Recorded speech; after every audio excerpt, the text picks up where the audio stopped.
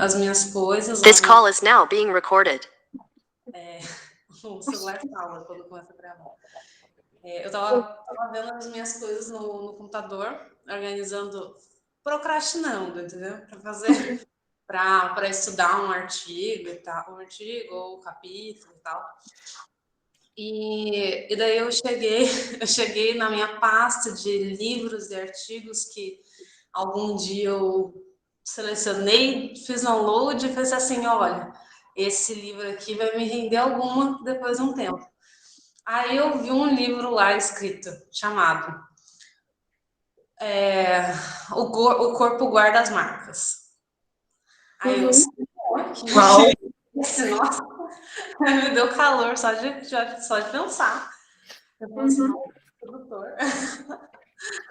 Aí eu fui tentar entender o que era esse livro e comecei a ver o sumário, porque a primeira coisa que eu vejo no livro é o sumário.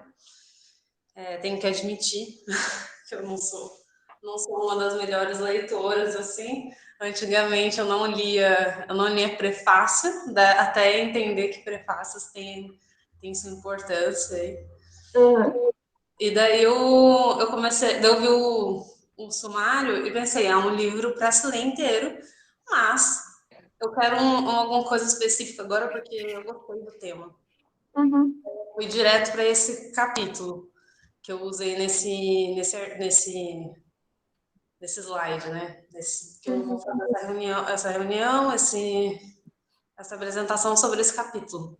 O segredo desvendados, o problema da lembrança traumática. Uau! Uau!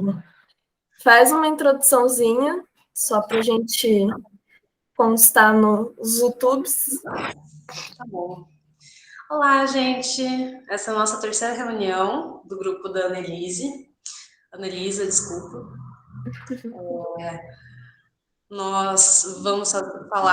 Eu vou falar hoje sobre O Corpo Guarda Marcas, que é um livro de Van der Kolk, de 2020, bem atual, na verdade. Eu nem lembro quando que eu peguei esse livro na internet, mas eu estava falando até com a Anne aqui sobre isso, que é um livro que pelo nome dele já chama bastante atenção para um psicólogo, né? Você olha e fala assim, meu Deus, preciso dar uma revisada sobre isso, porque deve ter alguma coisa aí que eu preciso saber. E realmente, esse livro pareceu ser muito, muito interessante mesmo.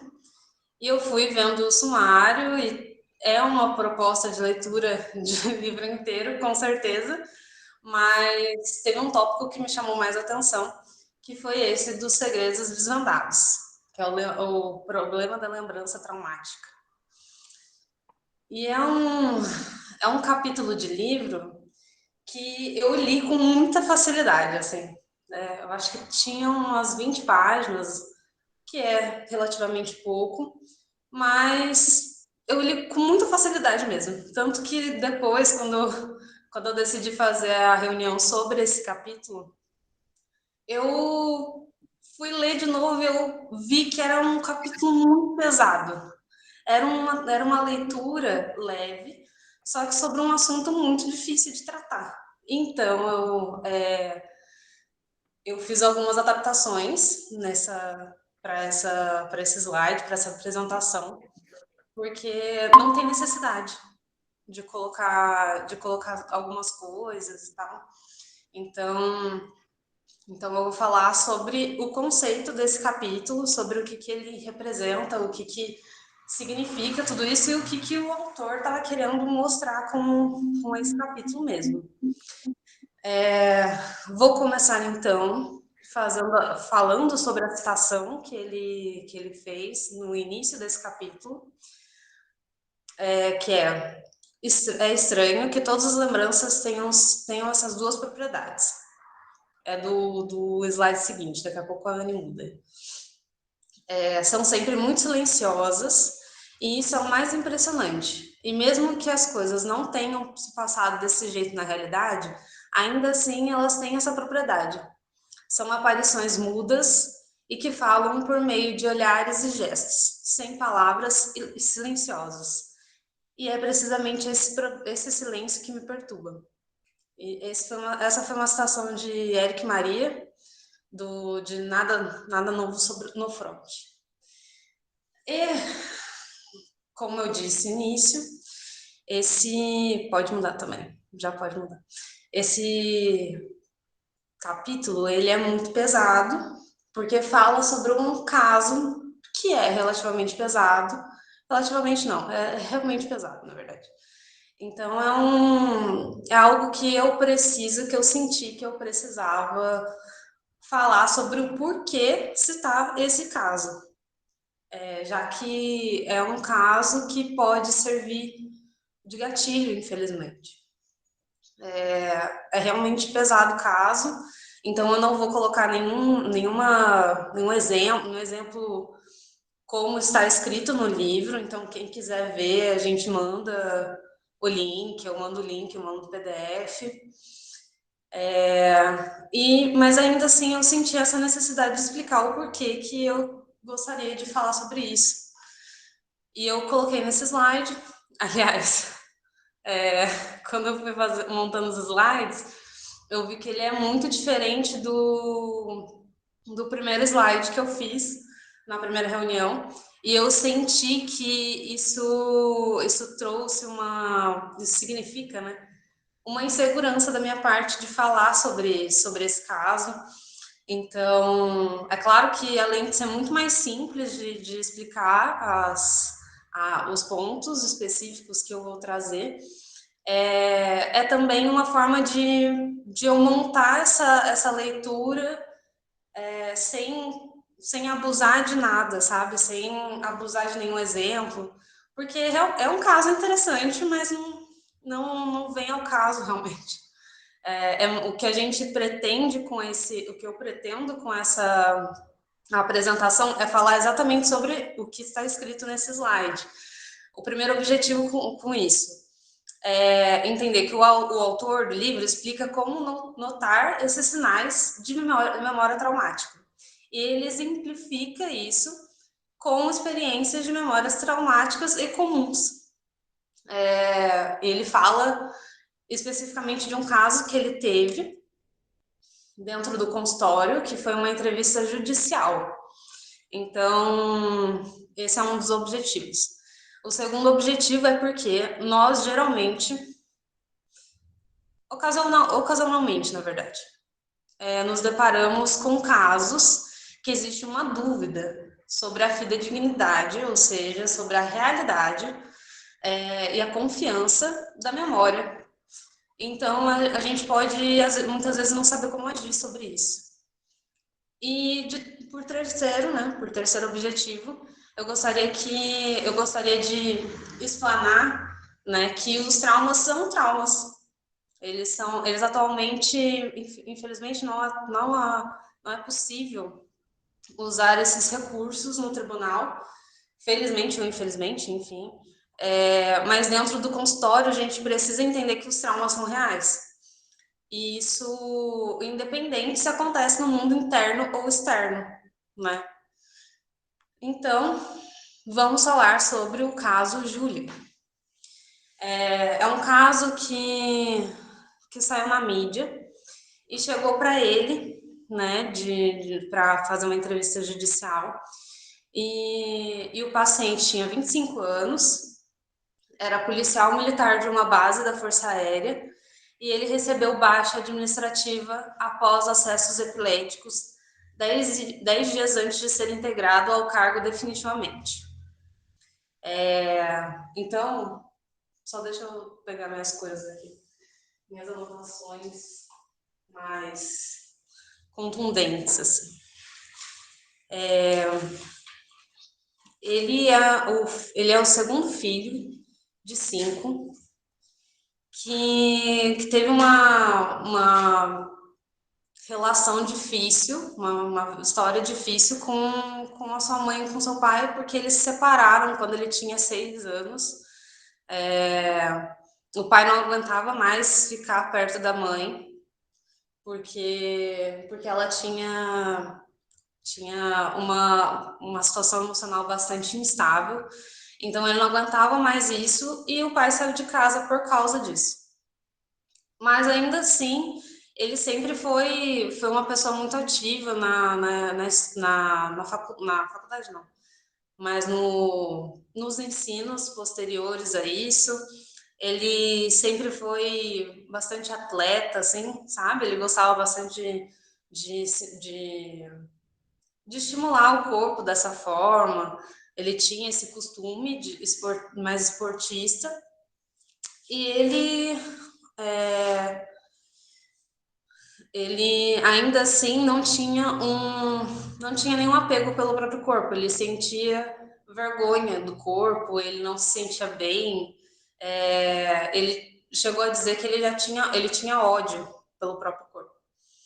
E ele não se sentia bem em ser ele mesmo. Então ele ainda que ele fosse uma pessoa muito sociável e que tivesse muitos amigos, ele não se sentia verdadeiramente feliz. Então ele fala que ainda que tivesse muita gente próximo a ele, ele geralmente acobertava seus próprios sentimentos e ele bebia em bastante festa, mas ele diz que nunca se sentia bem, mesmo assim. Ele decidiu não fazer faculdade porque não tinha realmente vontade. Só que nesse período ele passou quase um ano sem morando fora de casa, talvez na rua, não especifica exatamente o que acontece com ele nesse momento, mas que ele passa quase um ano fora de casa pela dificuldade da relação com a sua mãe. E daí a gente vai para o tópico de o que levou o Júlio à terapia. Ele, em 2001, recebeu uma notícia pela namorada de uma nota no jornal dizendo que o padre Shanley, pároco da igreja que ele frequentava quando pequeno, estava sendo investigado por molestar crianças. E na hora ele sentiu um estranhamento, porque ele tinha uma lembrança do padre como uma pessoa amável, e que ofereceu apoio depois do divórcio de seus pais. Então, mas assim, no decorrer dessa conversa com a namorada, ele começou a entrar em pânico, e ele estava em ligação. Então ele, assim que ele pôde, ele deu uma desculpa e desligou, e em seguida ele foi até os superiores dele, dizendo que ele tinha passado por isso. E no momento em que ele externalizou que ele passou por isso, ele teve a certeza disso. Teve a certeza de que isso teria acontecido com ele também. E ele teve uma reação tão forte com isso que ele se sentiu muito constrangido, que ele sempre se considerou uma pessoa super forte, um garoto super forte, que guardava tudo. Imagina, né? Uma relação com os pais dessa forma. Acredito que deve ter sido muito difícil mesmo para ele. Mas nesse momento, na semana seguinte desse acontecimento, começam os sintomas. Né? Nesse dia mesmo começaram alguns, como isso do ataque de pânico, mas isso começou a aumentar, e eles foram acompanhados de convulsões também, do que ele chamava de acessos epiléticos. Pode passar, Ana. Ele começou a se automutilar também, e sentia muito calor, muita sudorese e muita agitação. E entre os ataques, ele se sentia como um zumbi, como se ele estivesse se observando de fora. Daí a gente pega um pouco da história dele para entender o que vinha acontecendo. Né? Ele conheceu o padre com 6 anos, na aula de catecismo, e ele se lembra que várias vezes o padre tirava ele da sala para confessar. E isso foi remetido durante a psicoterapia mesmo. E essas lembranças que ele trazia eram sempre muito fragmentadas e muito incoerentes. Mas além dessas lembranças, existiam momentos em que ele era possuído por um sentimento, possuído por uma reação a essas situações específicas que aconteciam no meio do dia a dia dele. Então, em algumas situações, ele teve uma reação muito forte, como se ele estivesse vivendo aquela situação na hora, assim, a experiência traumática na hora, no cotidiano, no momento cotidiano. E daí, quando a gente vê que esses abusos eles eram ativados, eram reproduzidos, é mais um sinal dessa memória traumática mesmo. E daí eu cito aqui um momento em que o autor do livro e psicólogo do Julian fala que ele não parava de falar da vergonha que sentia e da dificuldade em admitir que não era capaz de se proteger. Ninguém se mete comigo e agora eu tenho que lhe contar essas coisas. A autoimagem era de um Julian forte e corpulento. Então ele não conseguia entender como que ele foi incapaz de se proteger mesmo. Como ele não conseguiu fazer com que o seu próprio corpo não fosse usado por outras pessoas, com que ele não fosse machucado também, né? Mas isso também a gente costuma ver bastante como uma culpabilização da vítima, sabe? Uma forma que as vítimas têm um raciocínio muito comum de vítimas sobre tudo isso. E é muito claro racionalmente que ele não tinha nada a ver com isso, ele não tinha meios de se proteger e nem precisaria, nem deveria precisar se proteger de alguém, né? Mas o autor, ele fala que o objetivo da psicoterapia com ele e com as pessoas que possuem traumas é ajudar essas pessoas a tolerar esses sentimentos e emoções e as reações sem ser sequestrado por elas o tempo todo, assim. Então, ele queria que esses momentos em que esses traumas eram ativados no cotidiano não acontecessem da forma que acontecia. Porque logo em seguida que ele tinha esses acessos, ele começava a ter convulsões, começava um ataque de pânico pela lembrança. Então, era um dos objetivos da terapia mesmo com ele. E daí, o autor entra com um objetivo de entender a diferença entre a lembrança normal e a lembrança traumática, que é o nosso foco da apresentação de hoje. Entender um pouco mais sobre isso. E daí ele conta que a memória, na verdade, ela é bastante fugidia, que ele fala. Acho que é assim que se fala. Mas ela não é sempre a mesma. E ela, geralmente, a memória autobiográfica, ela geralmente é pautada nas próprias opiniões e sentimentos que acontecem naquele momento. Então, elas não são exatamente a realidade, não são tidas como realidade concreta, mas é uma realidade sentimental e psíquica naquele momento. E a lembrança traumática é uma lembrança que pode ser vista de diversas formas, em diversos níveis também. Então, ele pega um estudo que conseguiram fazer, por acaso ainda, sobre a memória. E os participantes os participantes dessa pesquisa foram para a guerra, em seguida dessa pesquisa mesmo. Então, eles fizeram a primeira parte da pesquisa em 1939 a 1944 e a segunda parte da pesquisa entre 1989 e 1990. Então, eles tinham 45 anos de distância entre a primeira parte da pesquisa e a segunda parte, para entender como que funcionava a lembrança mesmo. E o objetivo não era exatamente a lembrança traumática, mas eram como estava a lembrança naquela época como que era a lembrança daquela época que eles viviam, e, principalmente na faculdade, com situações da faculdade. Então ele começa a entender que a maioria das pessoas que passaram pela guerra e não se sentiram aflitas, elas conseguiam colocar a guerra como parte da sua vida, como um momento da sua vida apenas.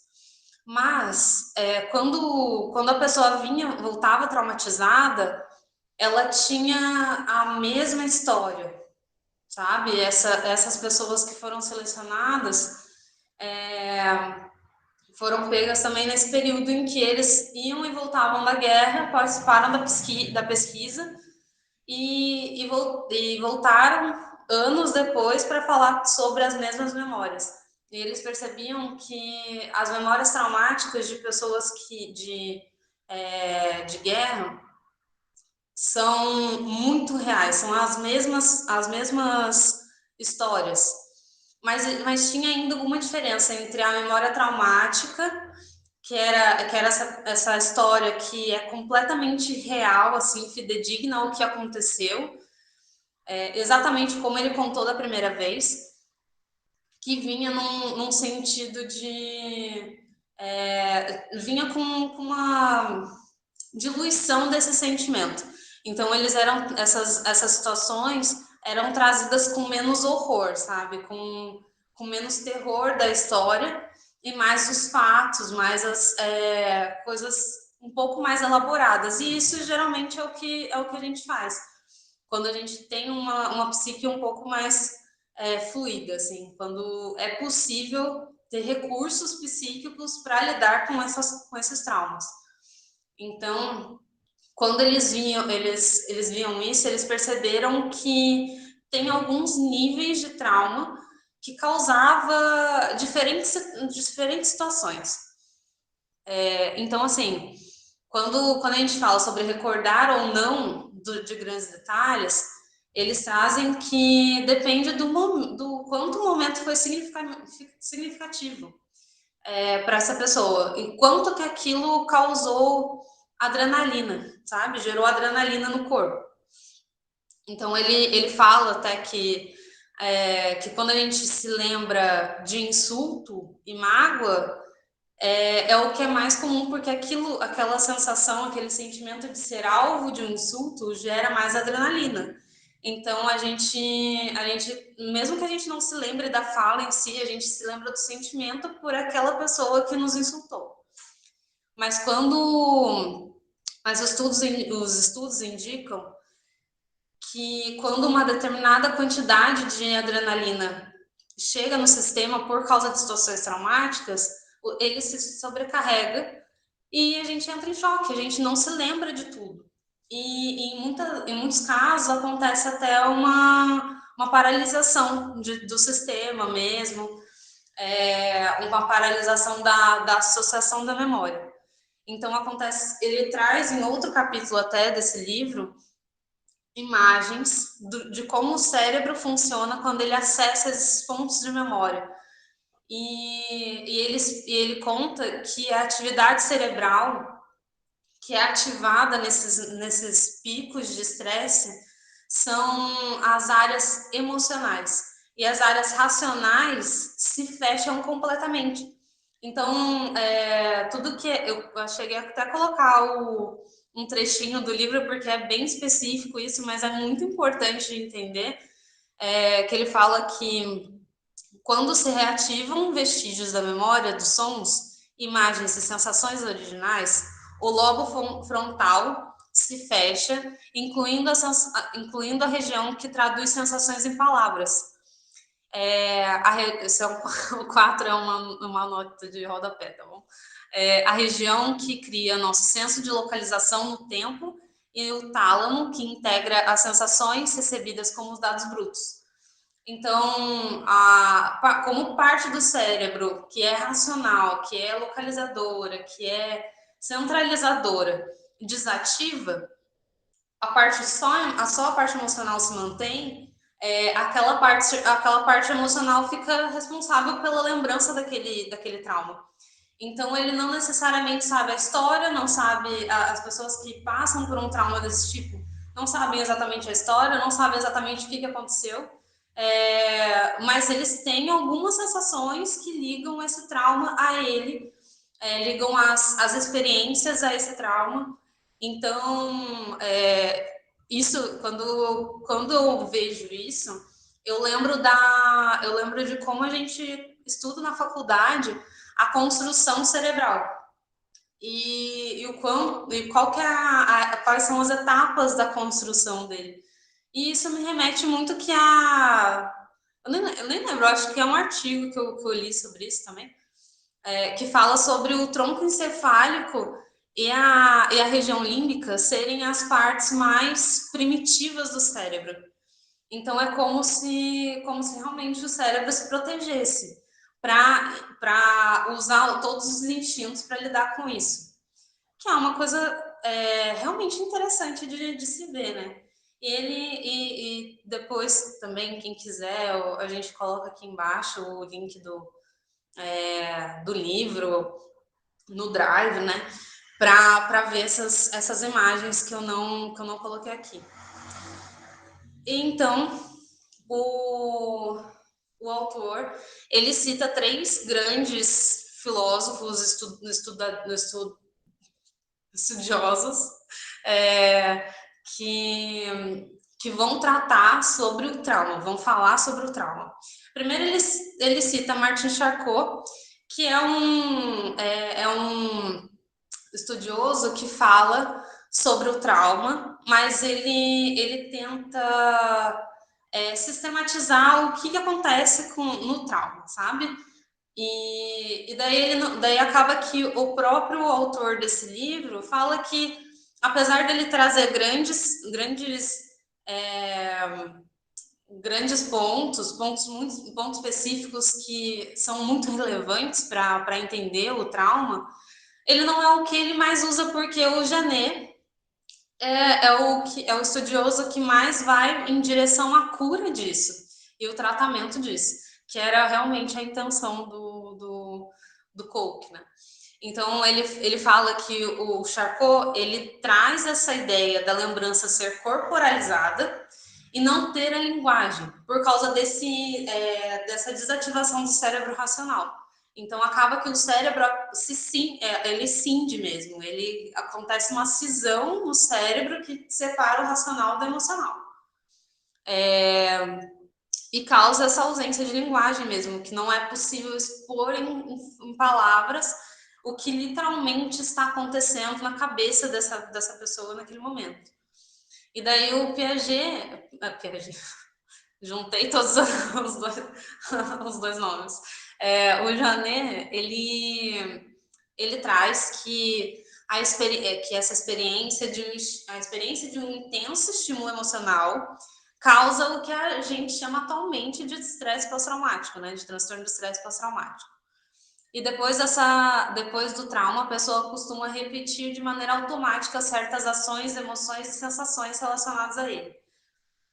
Isso a gente pode trazer caso de, por exemplo, pessoas que ele colocou até um caso desse, de pessoas que passaram por situações muito difíceis de lidar, que naquele momento eram muito intensas, e eles só repetiam ações que estavam acostumados a fazer mecanicamente. Então, ele cita o caso de uma mulher que estava cuidando da mãe por anos, assim, e o pai, ele bebia bastante, até que chegou um dia e a mãe morreu. E ela continuava fazendo exatamente a mesma coisa, ela não conseguia assimilar que a mãe tinha morrido. E ela passou algumas semanas, assim, fazendo a mesma ação, tendo a mesma ação. E ela foi tratada por Janet por meio de hipnose também, na época, juntou com hipnose por meses, assim, ela fez tratamento com ele por meses, para chegar um dia e ela passar 4 horas falando sobre esse trauma, de forma muito cortada, muito picotada, assim. Então ele traz uma consciência do que é isso. E por fim, mas a gente já volta para janeiro já, mas para concluir aí, esses estudos sobre o trauma incluía o Freud, né? Que a gente vê aí estudando, que estudou pra caramba sobre histeria, considerando os traumas como parasitas mentais. Então, eu até vi uma coisa que eu não sabia, na verdade, que histeria tem a ver com útero, sabe? A palavra histeria, ela tem a ver com útero. Eu fiquei bem revoltada com isso, mas entendo na época, né? A época era bem fácil de chegar nesse pensamento. Agora eu acho que a gente tem mais capacidade de questionar tudo isso, de entender outras visões sobre a histeria. Mas lembrando que eles não consideravam a histeria exclusivamente feminina. E que acontecia com homens. Mas não sei por que eles colocaram esse nome que tinha a ver com útero. Mas tá tudo bem, né? Vamos superar. A gente vai alterando o mundo agora, né? Então, voltando para Piaget, ele é o primeiro que fala sobre a diferença entre a lembrança narrativa e a lembrança traumática. A lembrança traumática, ele traz como geralmente nulas e excessivas e são desencadeadas por disparadores. São situações específicas que fazem ele lembrar ou do cheiro, ou da situação, da sensação, do lugar, do tato, sabe? Trazendo essas sensações bem físicas mesmo. Bem físicas ou emocionais. Nada muito racional. Então, por isso que geralmente a gente tem alguma dificuldade de entender os disparadores. Mas dependendo da situação, é bem claro. Pelo menos nesse caso que ele traz de uma forma bem clara mesmo. E quando esse elemento é ativado, ele geralmente é seguido por outros elementos. Então, por isso que aconteceu isso do Julian ouvir sobre o caso e começar a ter lembranças. E ele começou a ter lembranças e foi exatamente por isso, porque quando um elemento foi ativado, ele foi se lembrando de outras coisas. Essa memória não é condensada como eu exemplifiquei nesse outro caso que ele traz da mulher, né? Que ela passa 4 horas para explicar o que aconteceu naquela época. Ele fala sobre isso, fala que a lembrança não é condensada, a lembrança traumática não é condensada, ela precisa de um tempo para ser contada também. Então, além disso, as reencenações que acontecem, como essa aqui, dela ficar na mesma situação mecânica, assim, são congeladas no tempo. Então, elas são imutáveis, são sempre solitárias, humilhantes e alienadoras. Elas não são nem um pouco social, assim, que ele fala, porque ele não tem relação com o tempo atual. Não tem nenhuma relação com esse tempo atual. Enquanto a lembrança narrativa é adaptativa, flexível, e elas podem ser alteradas de acordo com as circunstâncias. Daí o que acontece, o que ele traz também que acontece nesse momento, nesse episódio traumático, é a dissociação, que acontece quando as memórias são isoladas, né? As memórias do trauma são isoladas. Então, elas se tornam um grande obstáculo para a integração dessa situação na vivência, na história de vida dessa pessoa. E ele fala também que eles perceberam em longos estudos que as pessoas que não se tornam conscientes desses traumas, que não trazem esse trauma para a linha da vida, né, para a linha temporal, acabam passando por um declínio na vida pessoal e profissional, que foi o que aconteceu com o Julian, na verdade. Até por isso que eu falei na introdução do caso, que ele, em seguida disso, foi destituído da função que ele ia carregar por alguns anos, provavelmente, nesse momento em que ele decidiu sair por estar sobrecarregado com esses sentimentos. Então, ele não conseguia lidar com tudo isso e acabou passando pela destituição do cargo, o que é muito triste para alguém que sonha com a carreira que ele queria mesmo. E daí, para continuar, ele percebe que existe um duplo sistema de memória. E acontece que as memórias que são racionais, elas andam paralelas às memórias de sensação, emoção e pensamento. Eles são armazenados separadamente. Então, geralmente, quando uma pessoa conta a própria biografia, ela não quando existe um trauma, né? Ela não assimila essas situações, não integra mesmo essas situações na própria vida. Então, a meta que o Coke traz da psicoterapia é fazer a associação dessa dissociação. Então, ela traz como objetivo que esses elementos cindidos se constituam a narrativa da pessoa, a narrativa da vida dessa pessoa. Então, a gente precisa estimular o entendimento de que isso foi no passado e que agora a gente está no presente. E esse tipo de tratamento, esse tipo de visualização desse trauma e desse objetivo de psicoterapia, a gente pode ver na teoria da psicanálise também, que eles trazem um método, que é o método catártico, que é descrito como um método para fazer com que a pessoa reviva essas situações e lide com os traumas naquele momento. Viva os traumas e viva as sensações, as emoções, os sentimentos naquele momento dentro do consultório, que é uma coisa muito mais reservada, uma coisa muito mais contida, que a gente pode conter, né? Que a gente pode ser continente para esse paciente.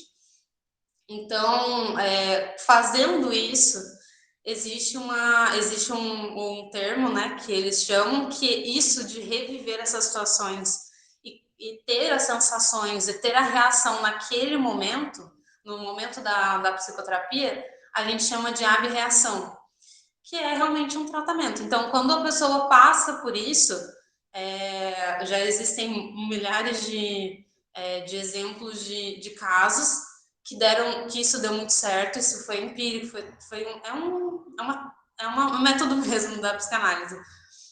E já foi explicado que causa uma liberação desses afetos que estão presos nessa lembrança traumática. Então, o Coke ele quis trazer isso sobre como que acontece a memória, como que acontece a assimilação dessa memória também, para que a gente entenda como lidar com isso dentro do consultório. E ele traz essa visão da psicanálise, traz essa visão do quanto é importante viver isso, viver esse sentimento, viver essa abreação, né? E acaba que é por isso mesmo, nessa pegada. É por aí. Mas no final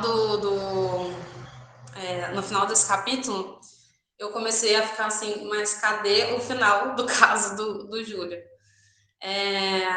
Como eu disse, é uma história bem difícil, porque, na verdade, ele foi o único a ser testemunha do caso. Então, o Coke, ele precisou fazer um documento, fazer um relatório com várias pesquisas científicas, baseando a ideia de que, mesmo que fossem lembranças dissociativas, lembranças fragmentadas, aquelas lembranças eram reais e ele poderia ser tido como testemunha. Então, o tribunal decidiu, em 2005, que o padre era culpado e ele foi preso ele tinha uma prisão, ele foi condenado a 12 a 15 anos de prisão por esse caso. E foi só por esse caso, só esse caso foi ao tribunal, realmente, efetivamente. Então, o que é bem difícil quando a gente pensa sobre as coisas que aconteceram, mas eles tentaram até um recurso, né? O padre tentou um recurso depois de alguns anos, e em 2010, né? E ele chegou, o advogado dele chegou a fazer um documento com várias assinaturas de psicólogos e psiquiatras falando que as memórias dissociativas não tinham cabimento dentro de um processo judicial. Só que o júri do caso quis manter o culpado, né? Manter ele como culpado, manter a ordem judicial inicial, e foi o que aconteceu. Ele se manteve preso ele foi mantido preso até 2017, e em 2020 ele morreu com 89 anos. E essa é a nossa história de hoje, esse é o nosso caso de hoje, a nossa apresentação. Espero que tenham gostado. E é isso. Queria ouvir sobre as considerações da Anne, querida. Uau, uau. Como você falou no início, né, é preciso muita coragem falar sobre trauma, falar sobre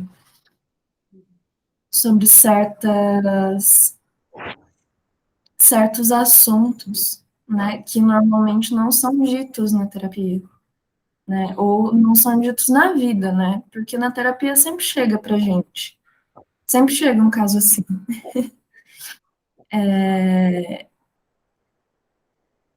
Mas traumas, principalmente traumas sexuais, eles são tabu, né? Então, uau, primeiro de tudo, pela coragem de trazer esse capítulo, extremamente necessário, assim, extremamente necessário conversar sobre isso e refletir sobre isso. Eu achei muito bom. Eu não conhecia esse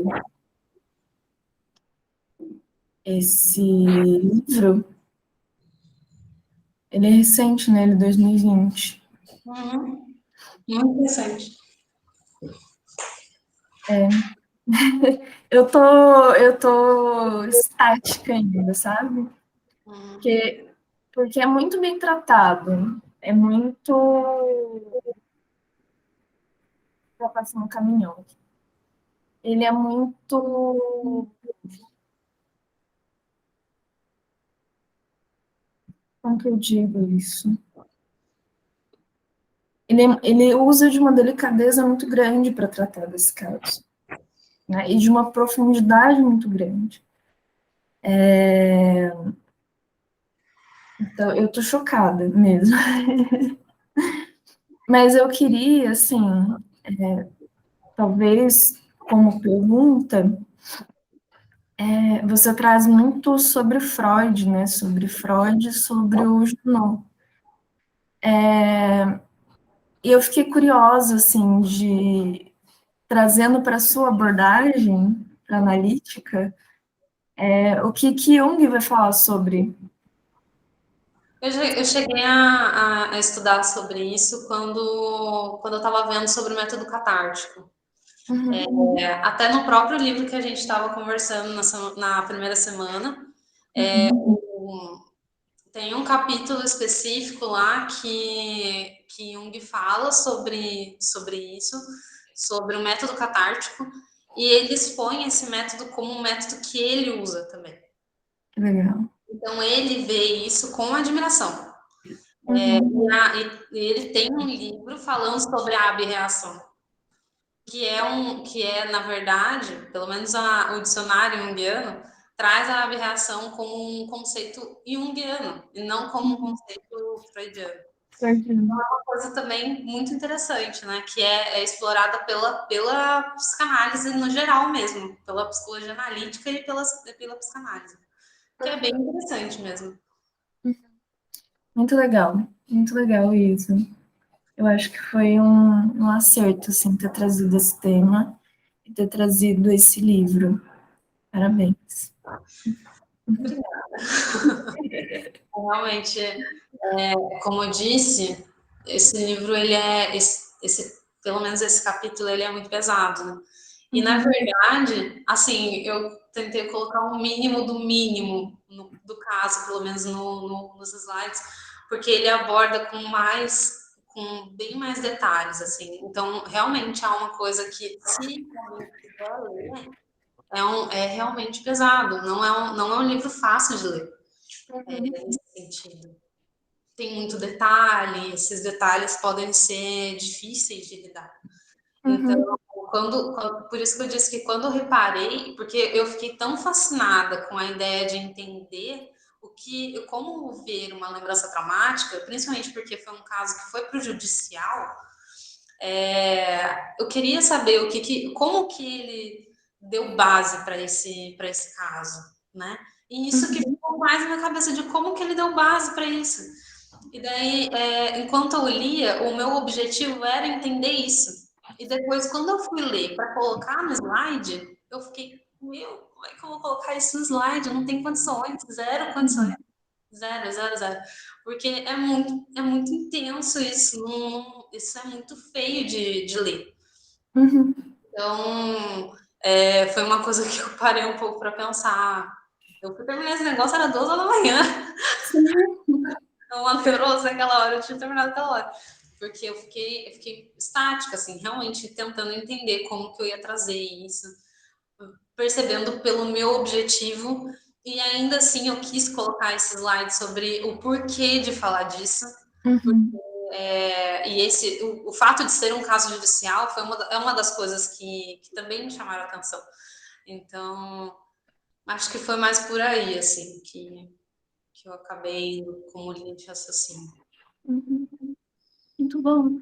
Que bom que você gostou. Muito bom. Muito bom.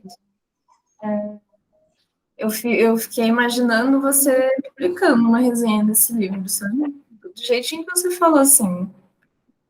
Exatamente só transcrito, assim, a sua fala, sabe? E publicar essa resenha, porque